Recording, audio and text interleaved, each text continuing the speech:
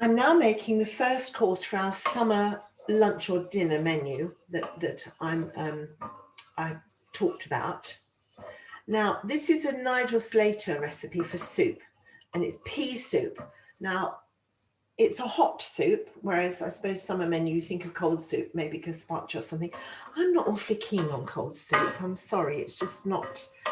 I'm not very keen. This is pea soup, and the only adjustment I'm making two adjustments to it. One is I am just sweating an onion, very finely chopped onion. I'm sweating that off in a little tiny bit of butter, very low gas. It just adds something. I prefer it with the onion in, put it like that. Now, this is made with chicken stock. Clearly, if you've got vegetarians coming to lunch or dinner, you need to make it with vegetable stock.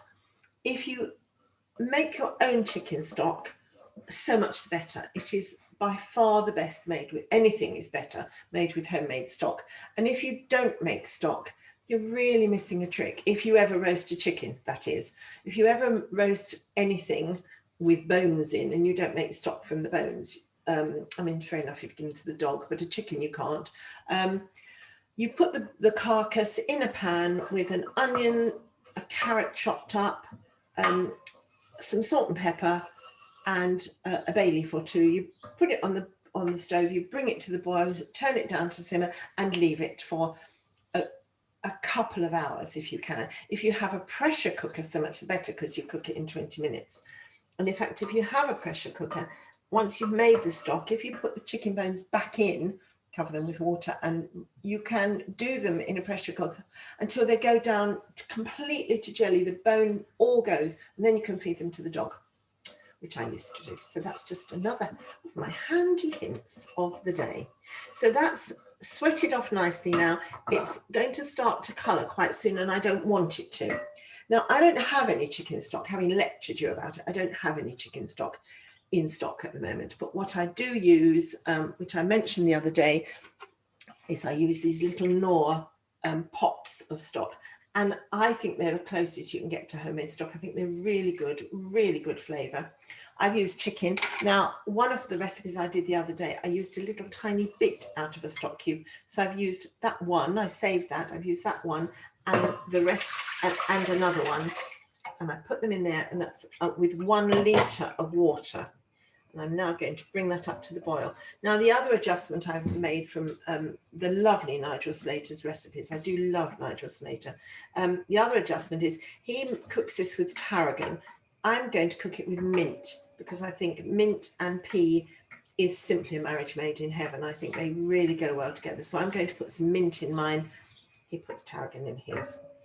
You say tomato, I say tomato. What can I tell you? It's entirely up to you. You can make it with no herbs in whatsoever if you wish. You could put mixed herbs in. You can put whatever you like in. But for me, pea and mint is what you have. And mint also says summer to me so much more. I mean, tarragon's lovely. I love tarragon with chicken. But I think, a summer recipe, we're talking summer and we're talking mint, and I have it in the garden, so it's really fresh mint, so it's going to be lovely. So there's my stock coming to the boil, and melting, dissolving those little stock cubey things I've got in there. And I'm going to put you on hold while I do that, because how boring is that to watch? Okay, so this is coming up to the boil. I've got my litre of stock. Smells really nice already. Bob came in and said, "Oh, what's that lovely smell?" Which was frying onions, actually. I'm going to add to that 1 pound, 2 ounces, i.e. 500 grams of frozen peas. Now, I've only got petit pois because I'm posh, because I like them. But you can use big peas for this. It really doesn't matter, because you're going to zhuzh them down with a machine afterwards. So you put the peas in and you bring it back to the bottom. And at this point, you put the mint in, or the tarragon, or the whatever. I'm sorry, I'm being difficult. I'm not going to do that. I'm going to put a bit of salt in. I have to add some salt in. I'm going to put a bit of salt in, like you would if you were cooking the peas. Not too much, because your stock's probably got some salt in. And you can always add salt. You can't take it out. And I personally, I never add salt to my meal, to my plate. So I'm not very generous with salt. I don't like it very much, so I'm not very generous with it. But if people like it, they can always put it on at the table, I always feel. So that needs to come back to the boil and then simmer for a few minutes just to cook the peas. So I'm going to bring that to the boil. And I think I'm going to add my peas when it's cooked, and then I can add and taste and add and taste and add and taste. I think that's a better way of doing it because they are just a seasoning, really. Just thinking about that. Maybe I'll just add some now. I don't want it too minty. And that's half an ounce of mint finely chopped. So I'm going to add some. I also have a feeling Bob doesn't like mint very much. So, do you like mint, Bob? It's not there. I put some in. Let's put half of it in, and then we'll add the rest afterwards. I suppose you want to cook it in to get the flavour in. So sorry, I'm contradicting myself as I go. Let's put that to come to the boil. Put a lid on it so it comes to the boil. Oh, wrong lid. Lid. Where's the right lid? Oh. Right lid. It's not right either.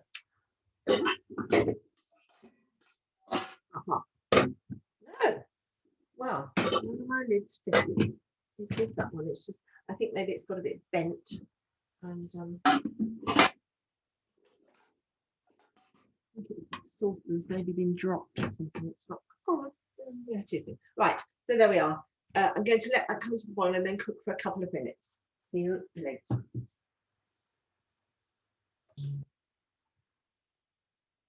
One of the things that you can do with this, which you're supposed to do, I should say, with this, is serve it with. You're supposed to serve it with the garnish being very, very, very finely sliced pancetta, which you then grill so it goes to a crisp, and you serve those on the top. Now, at the moment, you have to have it sliced for you in a supermarket and sliced on the very thinnest setting, which you can't do at the moment because the supermarket counters like that aren't available. So I'm not going to serve it with pancetta at all, I'm afraid. Well, that is quite nice with it. But again, if you're vegetarian, if you're serving to vegetarians, you wouldn't want that anyway. It's lovely served with crusty bread. It's lovely served with rolls of some sort. Or you could serve it with croutons.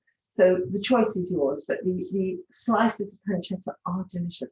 I have done that, and they're crispy. And I mean, actually, you can just crumble them over the top, which is lovely. I suppose you could do bacon. I don't think it would be the same. Pancetta is what you need. But as I say, at the moment, not possible. Dear old lockdown. There's such a lot to answer for, doesn't it? Who knows when those sorts of counters will be open again, but not for the time being. Okay, so think about how you're going to garnish it. You might just want to put a little swirl of cream on the top, a couple of peas on the top, some sort of thing. You can put a mint leaf on the top. Oh, you can do that. I'll leave you to think about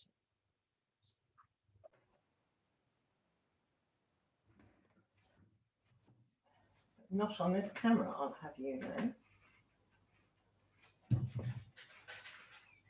Now, you're supposed to put this into a food processor, but I just think I will use this because the whole point is to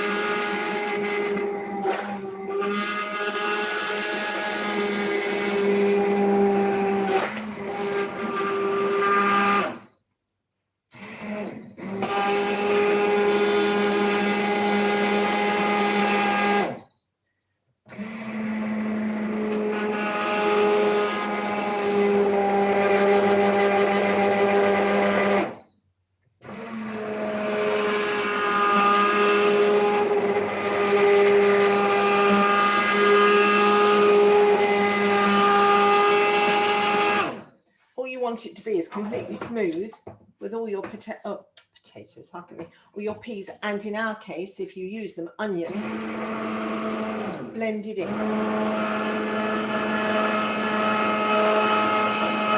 You don't want anyone to find suspicious lumps in the bottom of their bowl.